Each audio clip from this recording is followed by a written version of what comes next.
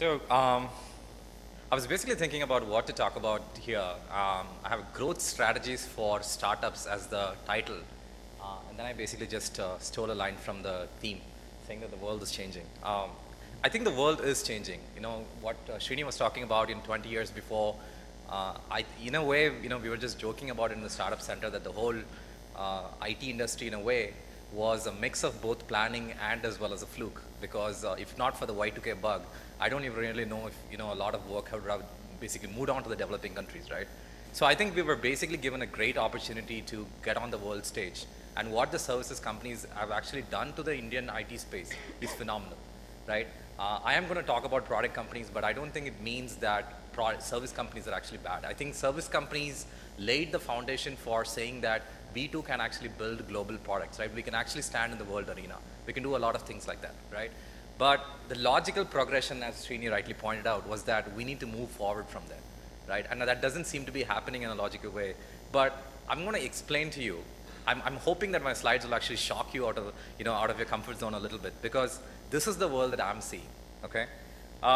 So this is what I do. I run an organization called the Startup Center.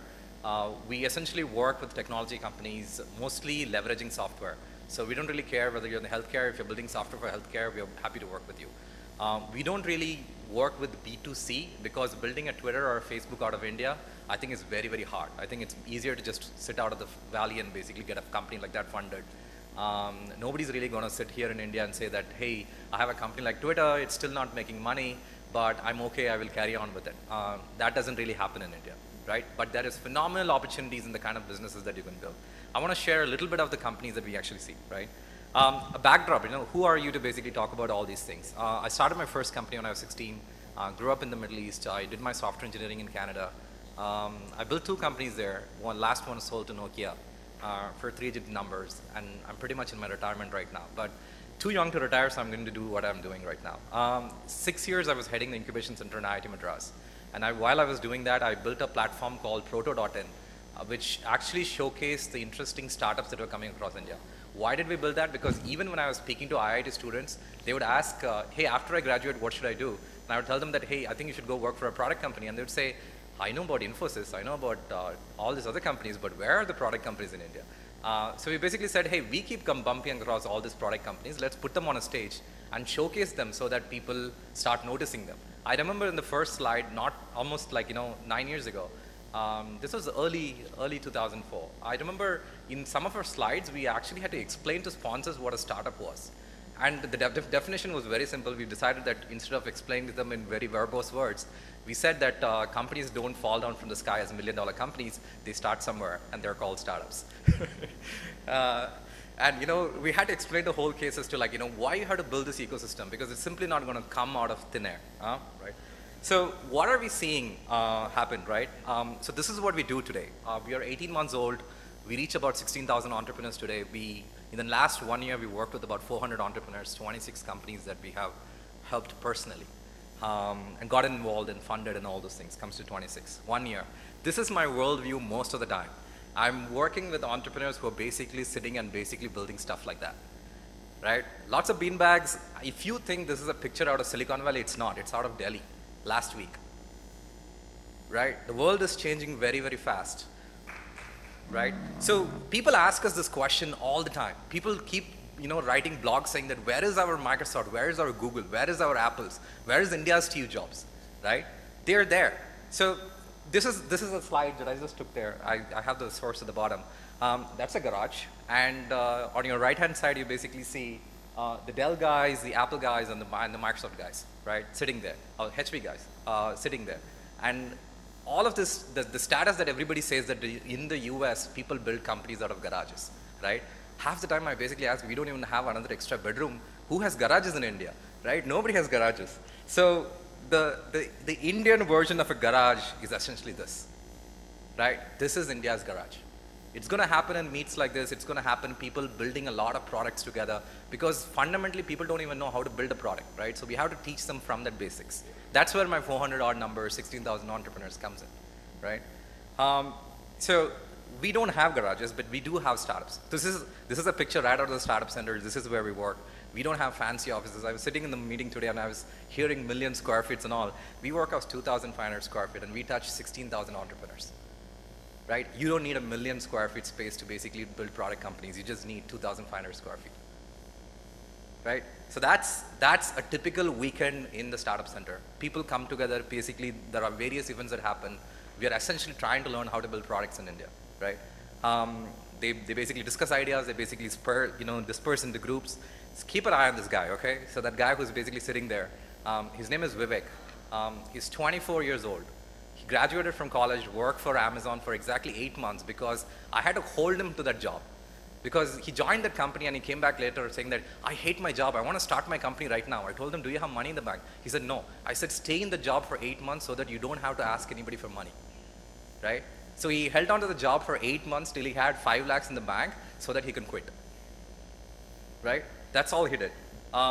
So this is typically the profile of entrepreneurs that we meet, right? So you basically see Vivek and Hari, there is Sauvik. These are all good guys, right? You know, those two guys, that guy used to work for Microsoft in Seattle, that guy used to work for VMware. All of these guys coming back, right?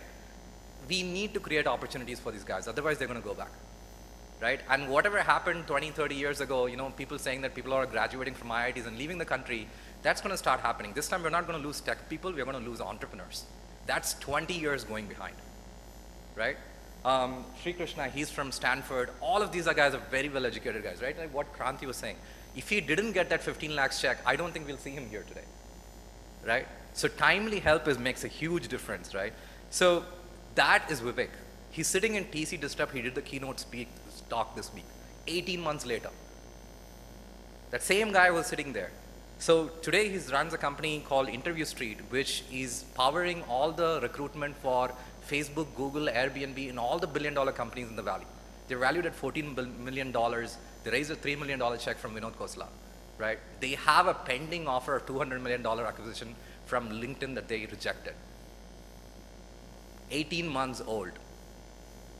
If you can beat that kind of scale with services company, I will rock this top right now and start building services companies, right? This is happening in India. So I know that, you know, he's basically saying that we might have not succeeded, but it's happening here. It's not 1, 2, right? This is 2 guys. And that guy is from Coimbatore. He came and met me about, 8 months ago and basically said, I said, which college did you come from? He said, it's none of the colleges you would recognize. So don't even ask, right? So he was brilliant in what he said, right?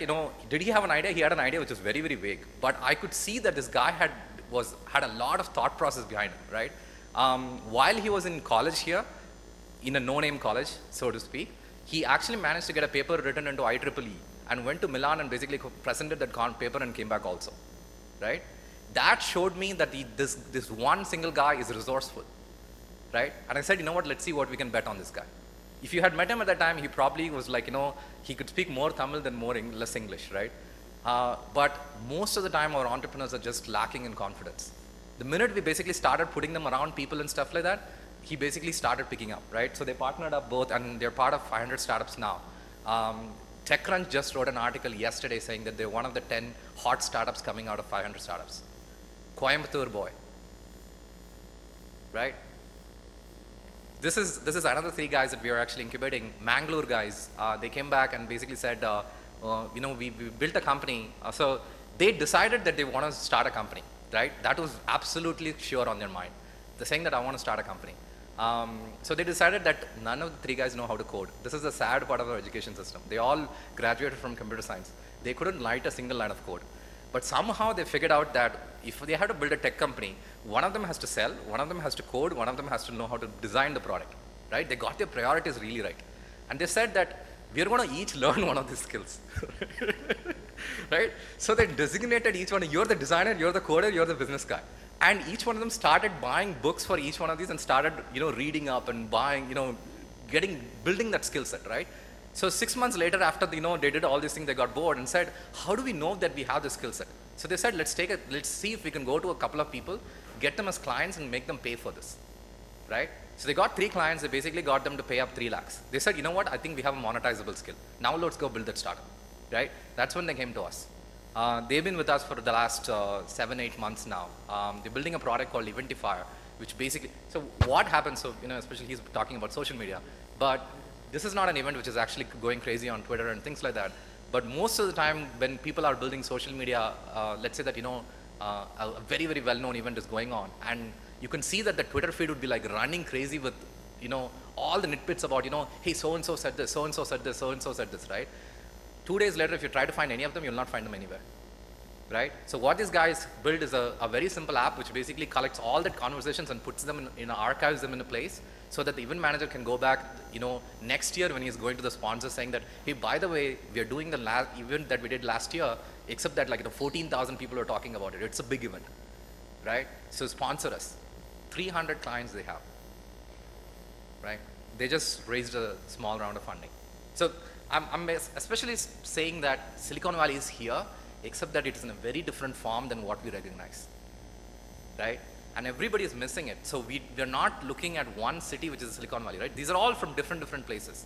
I do not believe that there is one city in India which is going to be the Silicon Valley. Our culture doesn't allow it. Nobody is going to leave their family and friends and basically say, okay, I'm going to move and go, right? Not happening.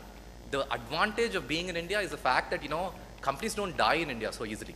Because if you can't pay rent, you move into your family, right? And say, Mom, feed me for next 6 months, right? Right? So companies have enormous resilience in India, right? Leverage it. Why would you basically want to take your bags and move to a different city because it has good weather, right?